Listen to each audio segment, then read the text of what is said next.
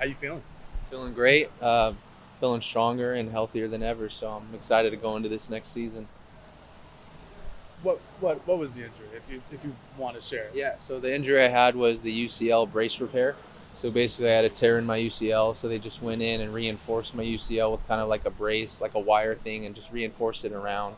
And it's the same UCL, just stronger. Is it the same procedure that Adam Meyer had? Yes. Did you talk to him about that at all? I kind of picked his brain about before I got the surgery, like how he was feeling, because he was a couple months into it at that point. So I just kind of picked his brain, and I figured out like that I wanted to do it as well. So I definitely picked his brain on that. At what point did you get that procedure done? I got the procedure done November 16th.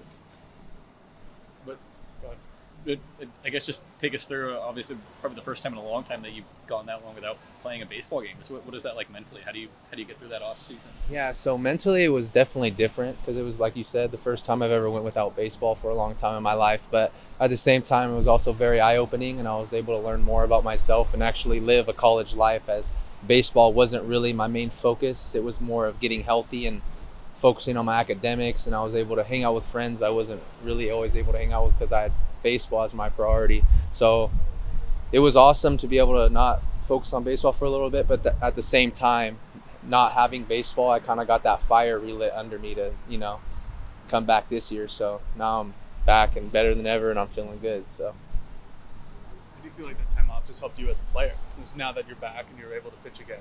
when you're without baseball, it kind of gives you like that fire. Like, what if it gets taken away from me again? So you kind of learn to internalize and embrace every moment that you're on the field, especially at practices. Like, I'm more excited to be at practice now because I know that without baseball, it sucks. So I'm definitely more in the moment when I'm practicing and playing in scrimmages at the moment.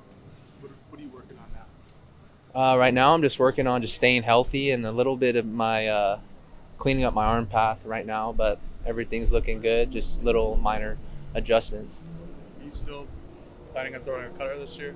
I'm not. I don't think I'm going to throw the cutter this year just because I'm working on my other three, trying to get them better. So I don't think that'll be in the mix for me this year. What's it been like working with Hawk now for, I don't know, 6-8 months? Hawk's a great dude.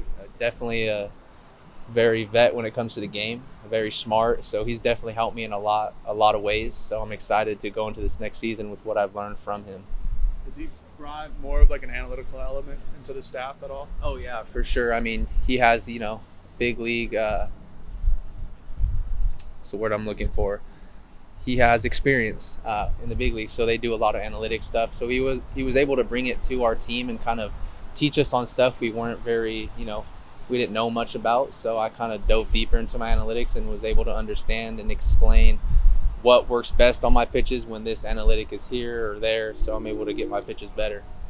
What went into your decision to return this year as opposed to signing with the Nationals? Just take me through that process. I wanted to. No, I didn't play, so I wanted to be able to come back and do something for Oregon and Waz. Waz has treated me very well since I've been here, so I thought I could give back to come and play at least and do something good for our team.